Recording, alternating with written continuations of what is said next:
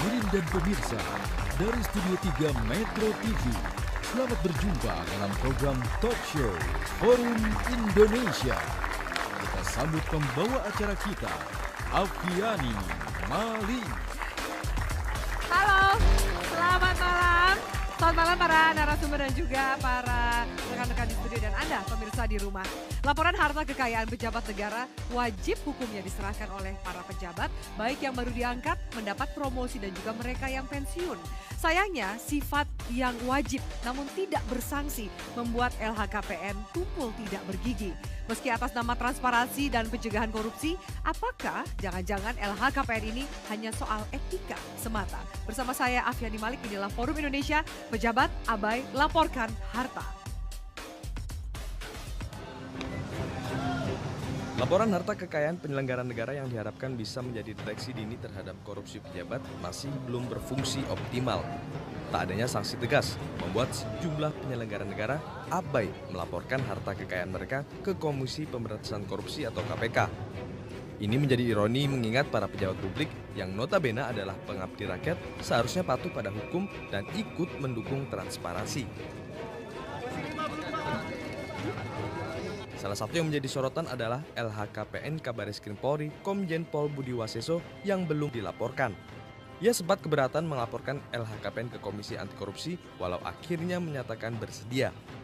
Menurut Waseso, LHKPN miliknya akan lebih objektif jika diisi langsung oleh tim dari KPK yang menelusuri harta kekayaannya. Ini Bapak tetap akan menyerahkan LHKPN? Oh iya dong, itu kan kewajiban. Rencananya kapan Pak? Ya kalau sudah selesai kan pasti kan. Dan jangan kawan-kawan terus dibalik-balik ya. Saya mohon maaf kawan-kawan, jangan ada bagian kawan-kawan yang sedangnya karena ada pesanan ya, pesanan dari kelompok-kelompok itu terus jawaban saya dibalik-balik ya. Jangan. Pekan ini atau kapan Pak? Ya. Pastinya kapan Pak? Ya tidak bisa pasti kan, seperti pemeriksaan ya kan. Kan saya udah bilang saya ingin jujur ya, saya ingin terbuka. Tidak perlu harus saya ngisi, kalau perlu masyarakat umum itu mengawasi saya, itu yang paling fair. Melaporkan LHKPN adalah kewajiban setiap pejabat publik. Hal ini tertuang dalam Undang-Undang Nomor 28 Tahun 1999. Namun sayang, aturan itu tak sepenuhnya dipatuhi. Masih banyak pejabat publik yang belum melaporkan hartanya.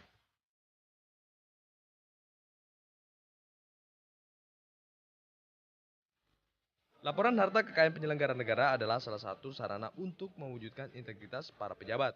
Selain juga untuk membantu menciptakan tata kelola pemerintahan yang bersih dan mewujudkan negara yang bebas dari korupsi. Ya pemirsa, pejabat abai laporkan harta, itu yang akan kita bahas di Forum Indonesia pada malam hari ini. Langsung saya perkenalkan para narasumber yang sudah ada bersama saya di Studio 3 Metro TV. Pertama saya ucapkan selamat malam kepada Bang Neta Espane, selamat malam. Selamat malam. Perwakilan dari Indonesia Police Watch. Dan kemudian ada dari Sekjen Forum Indonesia untuk Transparansi Anggaran, Mbak Yeni Sucipto. Selamat malam Mbak Yeni. Selamat malam. Dan satu lagi narasumber saya yaitu pakar hukum tata negara, pidana kayaknya ya. Pakar hukum pidana, Kang Asep Iwan Iriawan. Selamat malam Kang Asep. Baik, kita masih menunggu satu narasumber lagi, yaitu teman Kang Asep ini, Bang Ruhut Sitompul, tapi lagi on the way ke sini. Mudah-mudahan naik ojek ya, keburu ya untuk bergabung bersama kita di sini. Oke, baik, kita bahas soal kemudian laporan harta kekayaan pejabat, LHKPN, pejabat negara. Kita ini pintunya kan sebenarnya kenapa jadi heboh pada ngomongin LHKPN, karena ada Kabareskrim, ya kan, Budi Waseso mengatakan ya ini masih apa ya, ia akan menyerahkan tapi nggak tahu kapan. Ini juga akhirnya menjadi polemik nih Bang Neta. Soalnya hukumnya ada, syaratnya harus apa, wajib, tapi sanksinya nggak ada. Kalau menurut Bang Neta ini seperti apa Bang Neta? Ya sebenarnya sejak lama ya banyak pejabat negara yang abai untuk melaporkan harta kekayaannya ya. Tapi karena ini menyangkut BUAS, ya Budi Waseso ya, dia Kabareskrim yang kontroversial. Jadi lebih hot gitu. Dia lagi berpolemik lah dengan tokoh-tokoh tertentu terutama dari KPK. Sehingga dia mendapat sorotan yang begitu dahsyat dari masyarakat pers. Tapi yang kita tahu sebenarnya bukan BUAS itu bukan tidak mau melaporkan. Kebetulan begitu dia duduk, dia disibukkan dengan pekerjaan yang luar biasa di Bareskrim. Kebetulan ada 3 kasus korupsi besar ya yang akan mereka ungkap. Satu sudah jalan, migas. kemungkinan nanti Telkom, kemudian nanti soal Alkes ya, sehingga konsentrasinya di sana luar biasa dan dia harus membenahi institusi Barreskrim. Oke. Nah, tapi kita berkeyakinan melihat itikat baik dari Buas, beberapa informasi yang kita dapat, dia akan menyerahkan daftar kekayaan. Dan dari penelusuran kita, kekayaan dia nggak banyak juga. Mungkin masih lebih kaya ibu ini daripada Wah, dia. jangan salah Bang, Iya, hati-hati. gitu ya. Oke? Nah, tapi yang jelas gini. Itu terserah bisa dicari-cari deh sama orang pajak. Ya, Dan saya bukan pejabat negara, saya nggak harus lapor. Tapi yang jelas gini, di undang-undang itu tidak ada batas waktu. Kapan, jadi tidak ada batas waktu? Tidak ada batas waktu. Oke. Kapan seorang pejabat itu harus melaporkan kekayaannya setelah dia duduk. Nah, ini undang-undangnya kan banci ya. Kemudian tidak ada hukuman yang jelas kalau dia tidak melaporkan. Nah, kemudian setelah dia melaporkan, ini juga tidak diapa-apakan. Tidak ada yang mengkoperasi, yang menyelidiki. Benar nggak laporan dia? Kalau dia bohong, ya nggak ada. Jadi nah ini juga menjadi pertanyaan semua orang. Saya juga penasaran ketika kemudian LHKPN diserahkan gitu ya.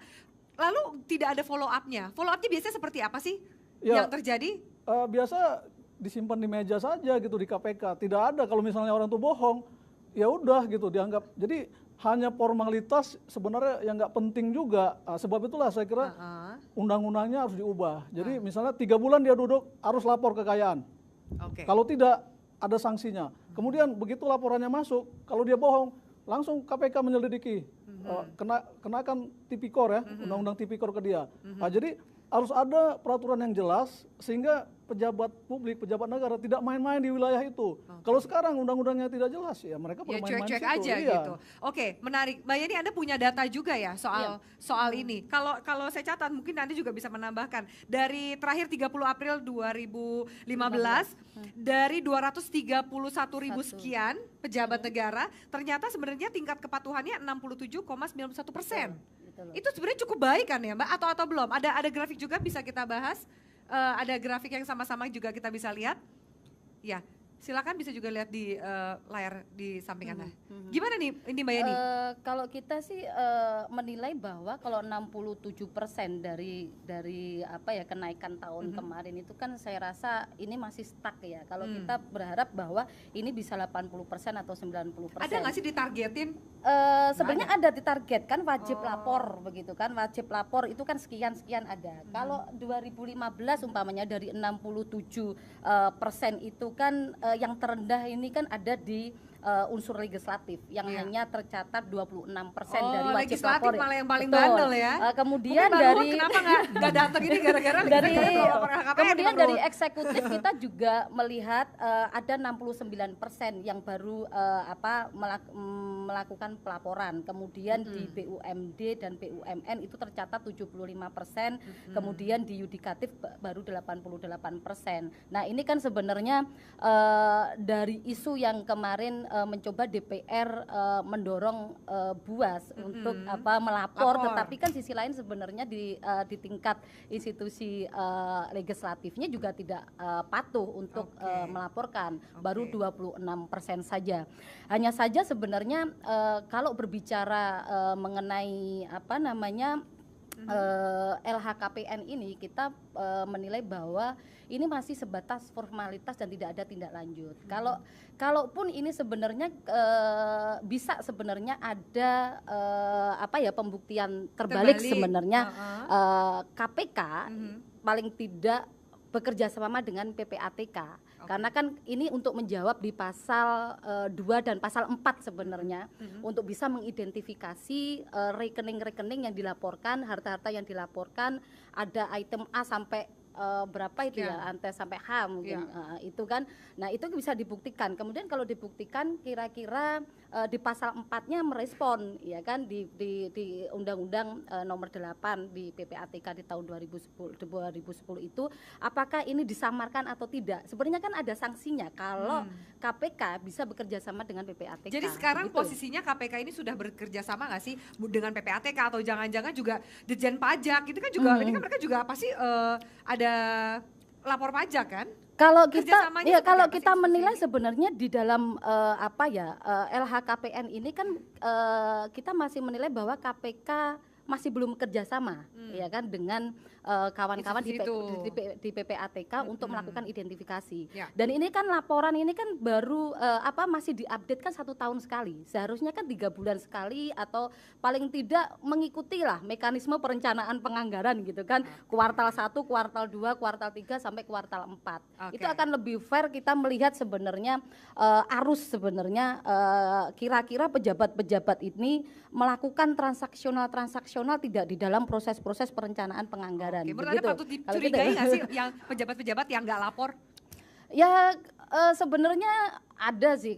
Sebenarnya dengan cara bekerja sama dengan PPATK bisa sebenarnya indikasi-indikasi korupsi atau indikasi-indikasi Ketrace. transaksional itu bisa Terlacak. dengan Oke. cara seperti itu. Oke. Itu yang belum dilakukan oleh KPK begitu. Kang Asep, bagaimana tanggapan Anda di Kang Asep? Ini katanya juga peraturannya banci, wajib tapi nggak ada sanksi, jadi mendingan ngerjain tugas yang lain daripada lapor kekayaan. Gini Mbak Api, 98 sudah turun TAP MPR nomor 11, perintah harta kekayaan ya. Kemudian juga undang-undang tentang 29 yang disebutkan tadi, kemudian undang KPK udah ada. Jadi 17 tahun yang lalu sudah ada. Bahkan itu ada lembaganya namanya KPKPN, Kepolisian Keuangan Negara. PKPN. Karena tadi dikatakan Bang Pane, karena sanksinya nggak ada, ya nggak ada masalah. Akhirnya bagi orang pun melaporkan tidak melaporkan hanya administratif, gitu kan. Jadi seharusnya dari mengenai datanya Mbak Yeni itu harusnya dari 2000 itu sudah harus ada data, gitu kan. Tapi kan nyatanya udah 17 tahun, kalau kita punya anak udah jadi mahasiswa kayak begini kan. Tapi kenyataannya tidak ada yang melaporkan, sebagian hanya sekian persen. Oke. Nah persoalannya karena apa? Tadi pembentukan undang-undangnya dia tidak ada keinginan, ketika dia ingin bersih, ingin apa, dia takut kena dirinya sendiri. Ketika dia bikin aturan. Kalau bersih mah nggak usah takut kena dirinya dong. Ya kan kita punya aturan. Kalau bersih kenapa harus risih? Takut. Tapi kan masalahnya sekarang tadi misalkan ada karena sibuk, ada alasan lain, banyak alasan. Sanksi yang tidak jelas. Tahu bagi lu nggak ada sanksi ngapain saya laporkan? Padahal minimal 3 undang-undang telah mengatur. Persoalannya bukan di situ. Dari tahun 2000 sekarang ada orang yang melaporkan harta kekayaan sampai sekarang tidak pernah ada satupun yang kena tindak pidana karena salah melaporkan harta kekayaan. Karena tadi betul dikatakan karena delik pidananya untuk menjerat pejabat yang tidak melaporkan atau melaporkan tidak ada. Atau Jelas. kemudian bisa toleransi Gini. seperti kata Bang Neta tadi, ya harta kekayaannya juga tidak banyak jadi tidak perlu khawatir. Malah bilang katanya duit saya lebih banyak. Gini, Mbak Abi, kita sederhana berpikir. Yang melaporkan kalau salah tadi Mbak ini dipidanakan. Yang Iya. meninggal laporkan karena nggak ada datanya. Nah, dia berpikir itu karena apa? Karena undang-undangnya tidak jelas. Yang bikin undang itu tidak jelas, tidak tegas, tidak tuntas. Karena apa? Karena semuanya ada urusan kertas. Oke, semua urusan kertas. Menarik. Bagaimana kemudian, ini juga menarik ketika kita akan bahas tanggapan dari Budi Waseso yang mengatakan jangan untuk masalah objektivitas. Kalau gitu jemput bola dong. Pihak KPK sendiri yang kemudian menelusuri harta kekayaan. Apakah itu bisa dilakukan? Kita lanjutkan sesaat lagi. Tetaplah di Forum Indonesia.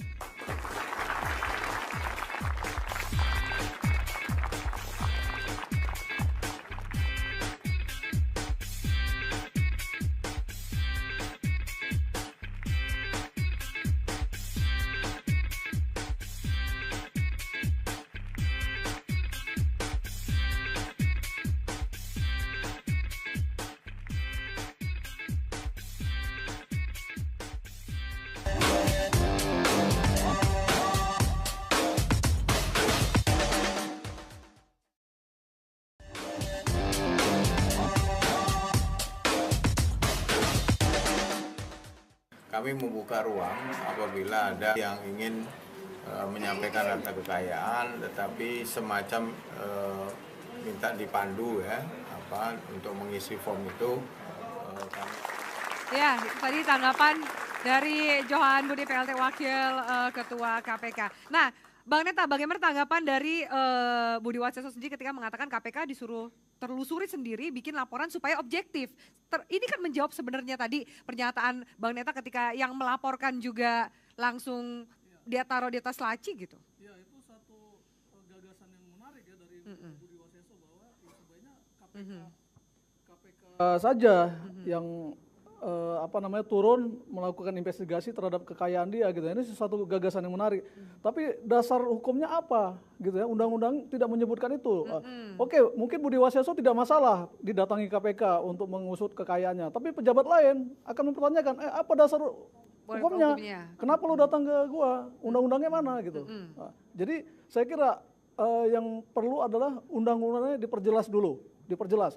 Khusus untuk kepolisian itu kan mulai dari Kapolres sebenarnya harus melaporkan kekayaannya. Nah, teknisnya ini agak sulit karena di kepolisian itu mutasinya sangat cepat, bisa setahun, paling lama 2 tahun. Jadi bagaimana mereka melaporkan kekayaannya kalau mutasinya begitu cepat?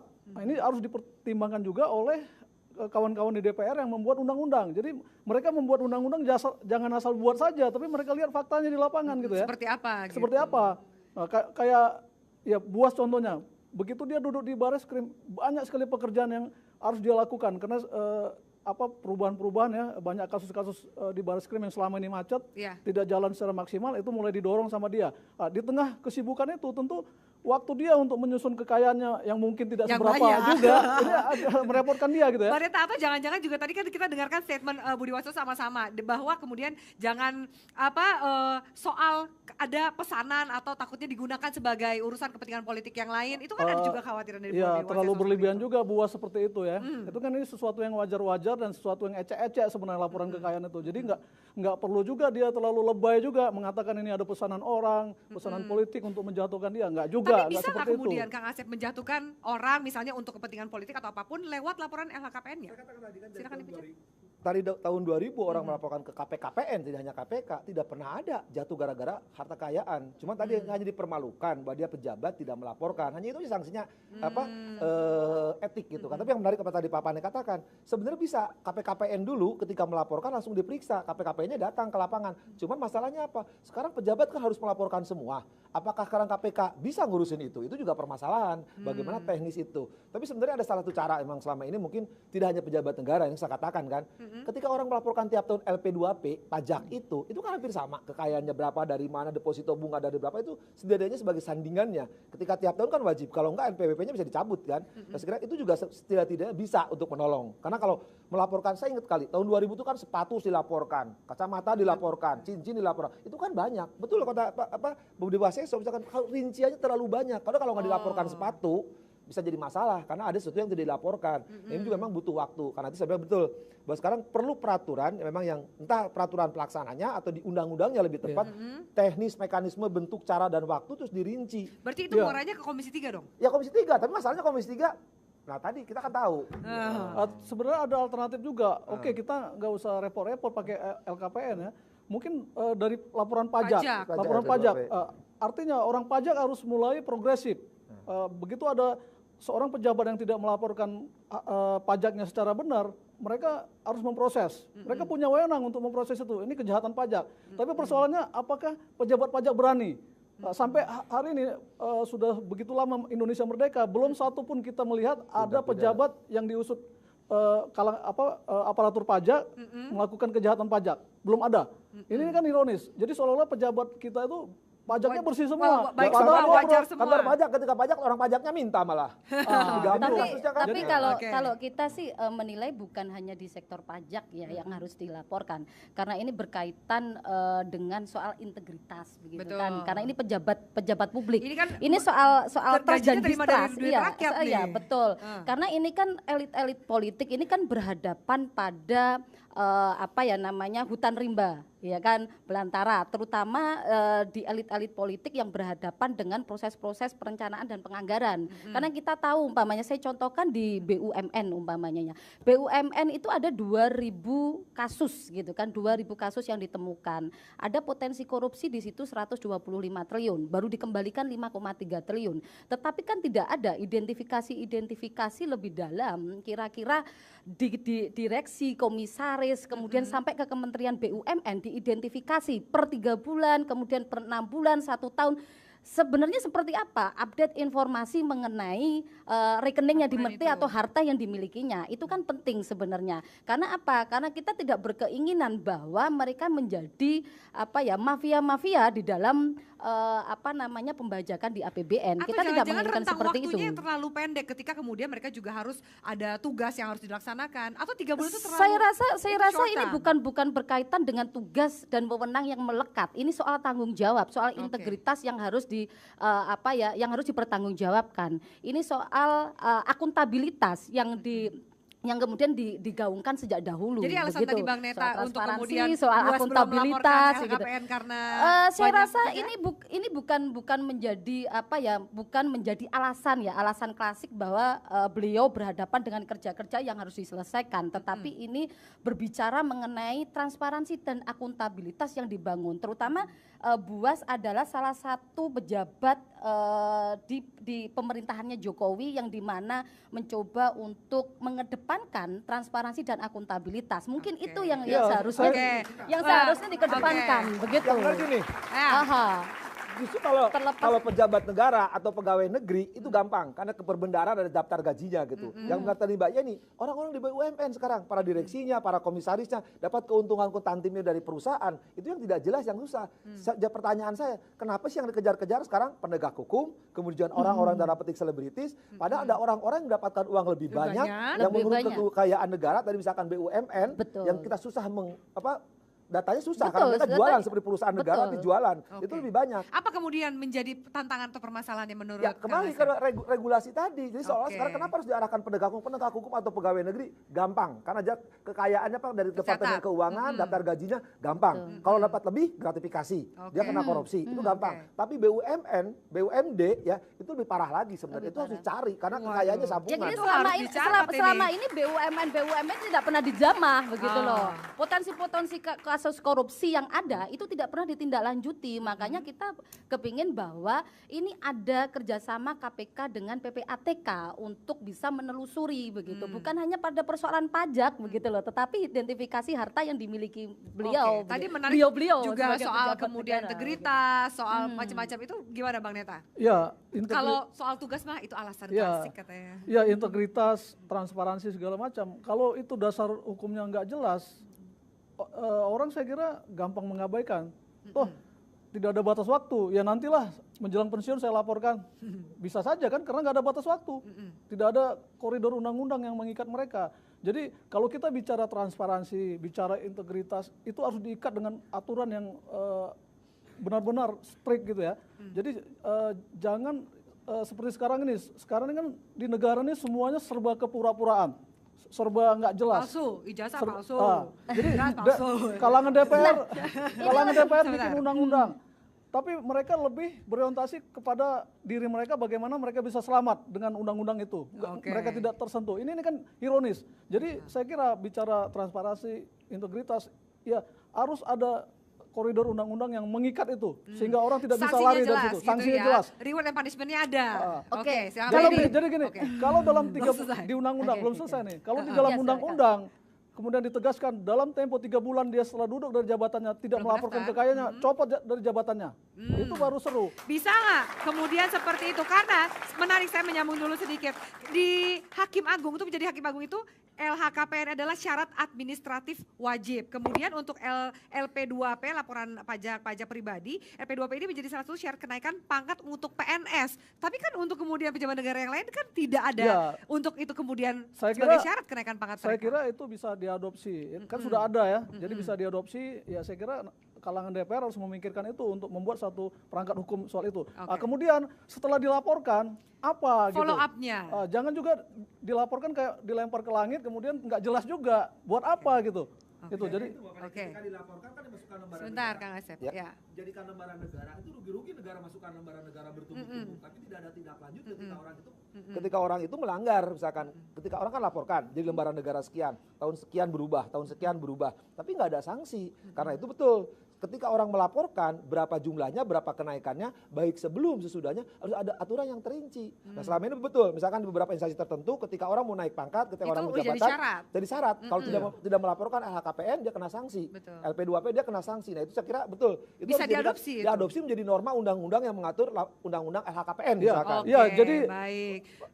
Ayo Mbak masih Neta. Masih bisa. Baik, sebentar Mbak Yeni dari tadi mau ngomong, silakan Mbak Yeni. Terima kasih.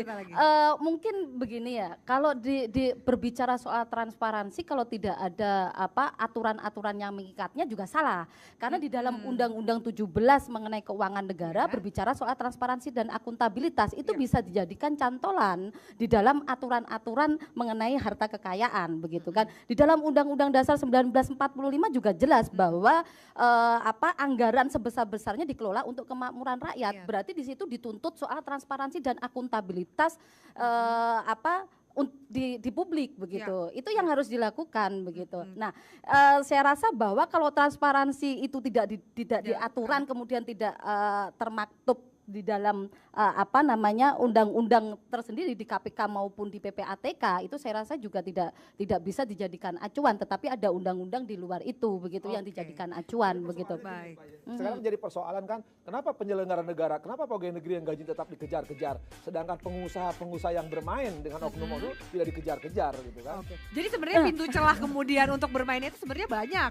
Banyak sekali. Dan kemudian apakah sanksi sosial ini cukup efektif untuk memberikan efek jerah bagi pejabat negara yang tidak melaporkan LHKPN? Kami lanjutkan sesaat lagi. Tetaplah bersama kami di Forum Indonesia.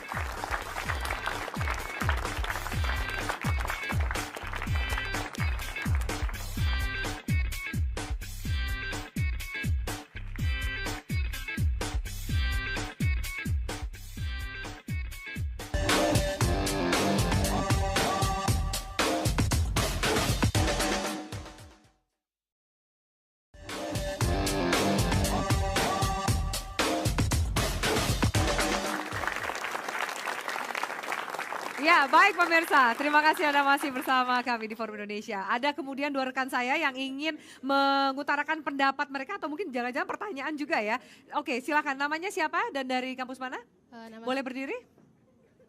Nama saya Rahmilawan Tigafar dari STPLN Jakarta. Oke. Saya mau minta solusi sebenarnya. Mengingat permasalahan tadi itu, apa sih solusi terbaik yang bisa kita berikan? Apakah dari pejabat itu sendiri kita beri sanksi atau diturunkan dari jabatannya? Soalnya kita juga sebagai masyarakat agak gimana ya kalau misalnya seorang koruptor nggak ketangkep. Seharusnya emang para pejabat harus ada transparansi. Iya, transparansi atas harta mereka. Soalnya saya lihat juga banyak pejabat yang hobinya tiap bulan keluarin mobil sport, jalan-jalan ke luar negeri, terus juga padahal aslinya sebelum dia jadi pejabat orangnya orang-orang biasa aja. Jadi saya minta solusi terbaik gitu kalau banyak pejabat yang abai laporkan harta. Oke, jangan-jangan ada indikasinya seperti itu ya. Terlihat dari gaya hidup yang berubah setelah menjabat. Oke, terima kasih banyak. Satu lagi, silakan. Ya, duduk aja katanya. Assalamualaikum warahmatullahi wabarakatuh. Waalaikumsalam, silakan. Perkenalkan, nama saya Fajrul Islami. Saya mahasiswa S1 STPLN. Jadi saya bertanya, ini pendapat nih Pak. Pendapat saya mengenai itu masalah pejabat laporkan harta. Kalau menurut saya, kalau para pejabat merasa dia bangsa Indonesia, pasti dia merasa bahwa dia mempunyai tanggung jawab sendiri. Jadi kalau menurut pendapat saya, karena kurangnya kejujuran di dalam Indonesia ini, sehingga Indonesia itu sulit maju karena penuh kepura-purakan, sehingga rakyat Indonesia jadi tidak tahu arah dan tidak tahu, maka mereka merasa tidak sanggup dalam hal ini. Oke, ya, baik. Ini ngomongnya lebih luas lagi soal bangsa dan kejujuran, makanya nggak maju-maju. Oke, silakan Bang Neta. Kak Kasep mau menanggapi, Pak dosen silakan. Saya pikir memang kewajiban, kan di tetap MPR, di undang-undang ada kewajiban pejabat untuk melaporkan kekayaan. Artinya itu wajib gitu. Tapi di lain pihak juga ketika tadi kita katakan relugasi peraturan perundang-undangan tidak jelas, dimanfaatkan oleh pejabat-pejabat tertentu. Tapi kita juga nggak boleh seudon. Ketika ada pejabat-pejabat kayak mobil sport, istri 5, nggak ada masalah. Sepanjang emang dia memang kalau istri 5 lapor LHKPN juga sih Bang. Kalau dia kan banyak yang isinya 7, 8. Ya. Saudara supaya tahu, tidak semua pejabat korupsi. Ya, saya bukan bela pejabat. Ada juga pejabat yang bertuanya kaya, mungkin juga usaha batu akik gitu kan. Nah, sekarang model, jangan juga aja usaha prostitusi online juga mungkin juga kan. Nah, jadi kita jangan sudah tidak hasil dari korupsi satu itu. Kedua, nah, arah kita jelas. Selama pejabat memang tidak berkhianat karena amanat rakyat. Sekali lagi ada batasan, ada koridor undang-undang. Selama undang-undang tidak mengatur, jangan harap negeri ini selamat. Karena apa? Sanksi di undang-undang. Kalau ada undang-undang, mau ngapain? Ini menarik soal regulasi dan undang-undang. Kita punya grafiknya supaya juga mungkin pemirsa di rumah dan juga teman-teman ada bayangan sebenarnya undang-undangnya apa saja sih dan regulasinya apa sih yang mengatur. Produser boleh kita tampilkan soal grafik undang-undang kita? Iya, oh kecil sekali ya. Ini soal penyelenggaraan negara. Oke, ini sambil menunggu kemudian, nah undang-undangnya berarti ini, kalau semua bicara soal hukumnya wajib tapi nggak ada sanksi, berarti kan ujungnya ke yang membuat undang-undang dong Kang Asep ya? Ya, saya bilang tadi kan ketika membuat undang-undang 98 supaya pejabat bersih dari KKN ya, dan mereka wajib melaporkan harta kekayaannya. Pertanyaannya, setiap undang-undang selalu diakhiri dengan sanksi pidana. Ketika buat ini tidak ada sanksi pidana. Aturannya dari mana mereka buat undang-undang? Pertanyaannya, kepada para pembuat undang-undang itu niatnya ikhlas, mau nggak memperbaiki negeri ini? Atau cuma basa-basi biar kelihatan melaporkan, hanya wajib, tapi tidak itu sunnah. Sunnah. Oke, baik. Bang Neta, tanggapan Anda sejauh mana ketika sanksinya, sebelumnya kita bahas, sanksinya adalah paling cuman stigma dari masyarakat, soal etika aja seperti itu. Apakah itu cukup efektif? Sanksi sosial itu kadang-kadang dijadikan oleh pejabat itu sebagai satu ajang untuk menampilkan dia sebagai selebritas, gitu.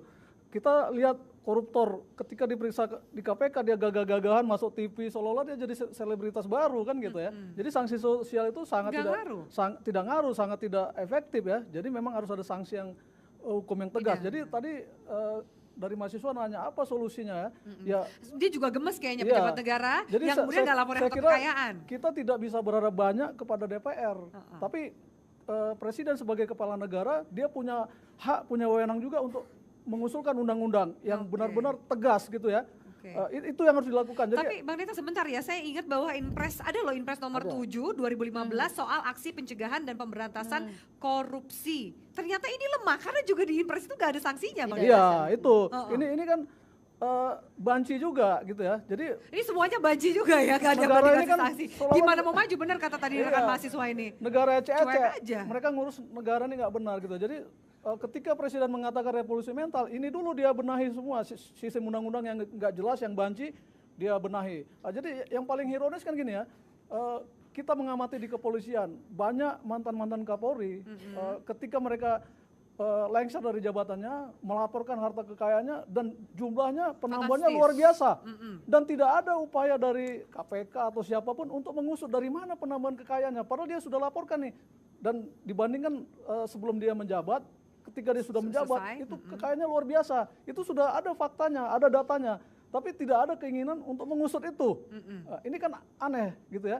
Padahal seharusnya kan KPK harus mengusut dong. Tidak ada keinginan karena juga tidak ada payung hukum yang tadi Mbak Yeni katakan, atau tidak ada goodwill juga untuk mengusut. Betul, sebenarnya kalau melihat apa ya list dari undang-undang yang ada ini kan hanya sebatas komitmen begitu kan, komitmen untuk melakukan untuk mendorong adanya integritas, untuk akuntabilitas terhadap publik. Tetapi memang tidak ada sanksi begitu kan. Tetapi kita berkeinginan bahwa satu-satunya lembaga yang bisa mengusulkan undang-undang di lembaga DPR begitu kan, kita berkeinginan bahwa ini cukup paling tidak direvisi. Kalau tidak masuk di prolegnas ini begitu dari 36 paling tidak tahun depan itu perlu dimasukkan di dalam prolegnas karena kita tahu ini penting ya kan, karena ini juga akan merespon sebenarnya revolusi mental yang tadi disampaikan. Revolusi mental menjadi bagian dari visi misinya Jokowi, sebaiknya ini menjadi usulan inisiatif di dalam prolegnas tahun 2016. Anda yakin ini masuk kalau ketika Anda bilang penting, orang kemudian nggak ada sanksinya, peraturannya banjir, Inpresnya juga nggak ada sanksinya ya, juga, makanya kalau, dan takut bumerang bagi mereka yang membuat.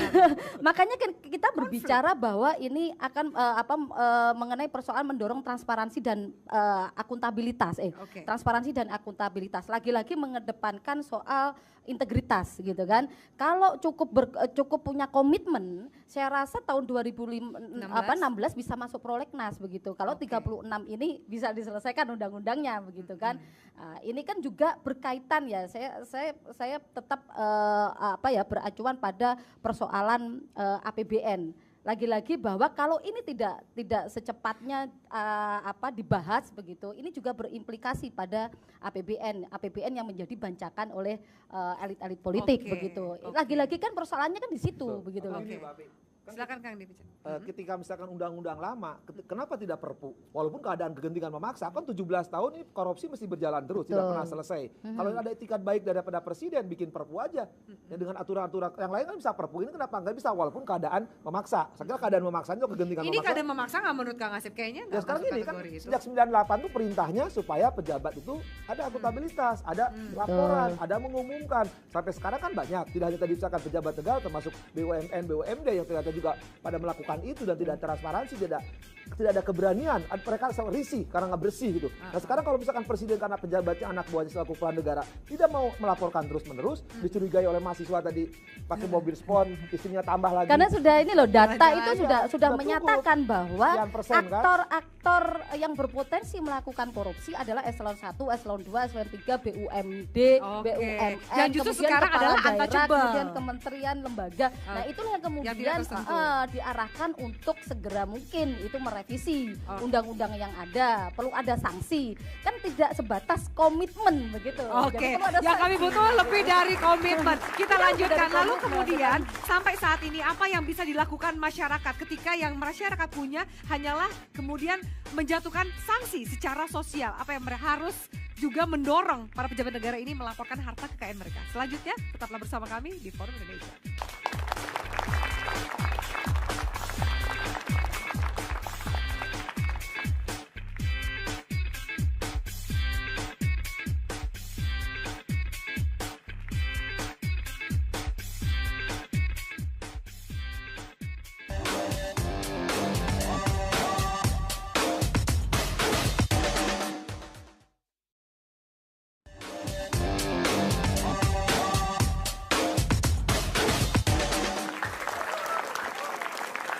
Oke, masih kita lanjutkan pemirsa di Forum Indonesia. Ketika ini masyarakat kasihan, ketika yang masyarakat punya hanyalah amunisi untuk memberikan efek jera atau juga mendorong pejabat negara melaporkan harta kekayaannya adalah sanksi sosial. Apa yang harus dilakukan? Mungkin dari Bang Neta juga sekalian closing statement, Bang Neta. Ya, memang kasihan masyarakat kita ya. Sebagai contoh gini, banyak teman-teman saya sesama aktivis ketika kita masih di jalanan, dia tuh naik metro mini, bahkan makan aja susah. Tapi begitu mereka duduk di DPR, itu punya mobil mewah sampai 5, punya rumah mewah ya di daerah-daerah elit. Dalam waktu tidak sampai 1 tahun gitu ya. Ini luar biasa gitu. Jadi kalau situasinya seperti itu, kita mau bicara sanksi sosial seperti apa gitu ya. Malah mereka bangga. Kita bisa hitung lah gaji mereka sebagai anggota DPR sampai kiamat juga nggak bakal bisa beli itu, tidak akan terbeli. Tapi mereka bangga, bahkan mengatakan ini hasil perjuangan saya gitu. Nah, terus sanksi sosial apa yang mau diberikan oleh masyarakat? Kalau dia sikapnya seperti itu, bahkan mereka seperti kata Kang Asep tadi nggak segan-segan menjadi orang-orang dermawan, anak yatim piatu tiap hari disumbang, pengajian ke rumahnya, rumah ibadah disumbang. Jadi masyarakat juga diam gitu ya? Ya, masyarakat ya akhirnya mencontoh, wah ternyata kalau masuk ke DPR bisa seperti ini, maka berlomba-lombalah mereka money politik supaya bisa masuk ke DPR, kemudian syukur-syukur dari DPR lompat jadi menteri atau jadi apa gitu ya, sehingga kekayaannya terus bertambah. Kemudian kita bicara sanksi sosial apa, gitu ya. Saya kira sangat tidak tepat kalau hanya mengharapkan sanksi sosial. Jadi harus ada solusinya undang-undang yang tegas. Misalnya tadi Jokowi punya wewenang, Presiden punya wewenang. Kalau ada pejabat dia tidak melaporkan harta kekayaannya dalam waktu berapa bulan, langsung berhentikan, copot dari jabatannya. Gitu. Oke, itu yang bisa kita dorong ya.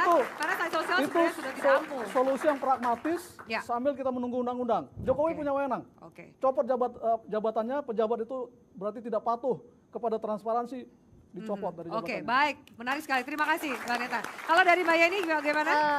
Kalau kita sih berharap ada sanksi sosial plus ada aturan yang mengatur itu dengan apa ya, dengan tepat begitu kan. Sanksi sosial paling tidak harus ada bangun rancang yang bagus juga kepada masyarakat, karena kan tahu lah masyarakat ini kan miskin akses informasi begitu kan. Miskin banget. Dia kan tidak tahu pejabat A, B, C, D dia punya harta sekian dalam 3 bulan sekian kan tidak tahu. Nah, ini sebenarnya dorongan di pemerintahannya Jokowi untuk membangun transparansi. Nah, ini juga sebenarnya berimplikasi juga nanti dampaknya mengenai sanksi sosial kalau transparansi ini terbangun. Yang kedua adalah saya sepakat dengan Bapak Asep dan ya mengenai apa undang-undang yang harus dipertegas begitu kan. Saya kira bahwa baik itu Perpu maupun undang-undang yang direvisi dalam bentuk apapun itu akan memberikan sanksi tegas kepada pejabat-pejabat yang tidak melaporkan harta kekayaan itu, karena ini juga apa ya, bagian dari akuntabilitas pada publik, dan ini juga bagian dari kepercayaan publik terhadap pejabat-pejabat di negara kita. Oke, soal kesinergian dari lembaga-lembaga tadi Anda katakan juga harus ada PPATK yang ikut Betul. bergabung. Itu seperti apa? Langkahnya dimulai dari mana? Nah, kalau kita berharap sebenarnya KPK, saya rasa ini kan KPK akan baru ya dipilih oleh pansel. Kita berharap bahwa yang dipilih oleh pansel nantinya itu mencoba untuk melakukan pijakan awal lah untuk bisa memperbaiki ini, terutama di persoalan laporan hasil persoalan harta kekayaan ini. Saya rasa pansel ini cukup jeli lah untuk bisa memilih orang-orang yang akan duduk menjadi pimpinan KPK dan mulai mensinergikan dengan kerja-kerjanya di PPATK untuk melakukan identifikasi mengenai harta kekayaan. Itu penting. Oke, begitu. baik, Ya. baik. Sebelum saya ke Kang Asep, Bang Neta, Anda mau menambahkan juga soal pansel cukup? Cukup. Oke, baik. Kang Asep silakan. Ya, sekarang budaya kita kan budaya paternalistik. Masyarakatnya permisif, masif. Jadi kita di samping butuh dari undang-undang sanksi pidana atau sanksi sosial, apa yang harus dilakukan? Suri toladan dari pemimpin. Dari mulai presidennya, menterinya, eksekutifnya, legislatif, yudikatif. Jangan main kutip aja mereka. Ya. Selama mereka menampilkan hidup glamor, penampilan yang tidak layak seorang pejabat, masyarakat akan lihat. Tadi Pak Panit katakan, loh jadi pejabat enak kan? Nah, ikutan. Selama suri toladan tidak keinginan mau daripada presidennya, pemimpinan DPR-nya, pimpinan yudikatifnya, ayo kita hidup sederhana, dalam arti sederhana dalam arti wajar, sesuai jabatannya, sesuai pendapatannya. Tapi kalau memang dia kaya, nggak ada masalah, dia punya mobil sport atau apapun juga.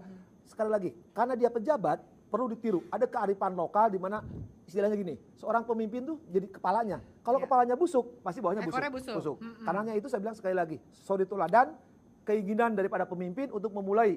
Kita punya masa lalu, sudahlah masa lalu. Tapi Bang, bagaimana membangun awareness atau kesadaran itu dari pemimpinnya sendiri sampai ke masyarakatnya? Nah sekarang ini kan 98 itu kan judulnya cuma 3. Anti KKN kan, korupsi, kolusi, nepotisme. Itu kan tindak pidana yang 2. Tapi sekarang kan masa undang-undang tidak ada. Nepotisme kan tumbuh berkembang. Ketika tumbuh berkembang, bagi-bagi duit ujungnya. Ketika bagi duit maka pamer juga. Karena nggak ada suri toladan dari mereka. Hanya nunggu giliran. Ya ketika saya jadi presiden, ketika saya jadi menteri, ketika saya jadi DPR, giliran dong.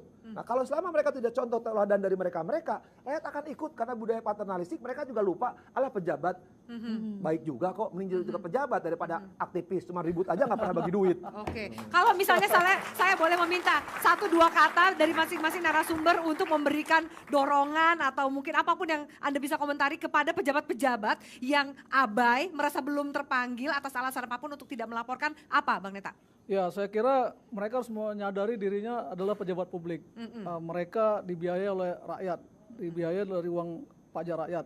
Mereka harus punya kesadaran untuk memenuhi transparansi yang dituntut rakyat. Tapi mengharapkan kesadaran itu kan agak susah. Disinilah perlunya presiden sebagai kepala negara, sebagai pemimpin kita harus bisa tegas. Kuncinya adalah presiden yang tegas. Kebetulan Jokowi bawa konsep revolusi mental. Ini diterapkan secara nyata. Apa revolusi mental itu? Sementara pejabat publik tidak mau transparan melaporkan kekayaannya. Ini target utama saya kira dari revolusi Jangan mental. sampai nawacita menjadi nawa itu cita-cita duka-cita kan. Bisa gitu. Kalau dari Anda atau bisa kita kemudian memberikan stempel atau cap bagi pejabat negara yang nggak mau melaporkan, berarti Anda ini terindikasi untuk tidak pro terhadap pemberantasan korupsi dan juga anti KKN. Boleh nggak kita memberikan stempel seperti itu, Mbak? Boleh saja kita memberikan stempel seperti itu bagian dari sanksi sosial ya. Tapi ya saya rasa bahwa melanjutkan dari Bapak tadi ya,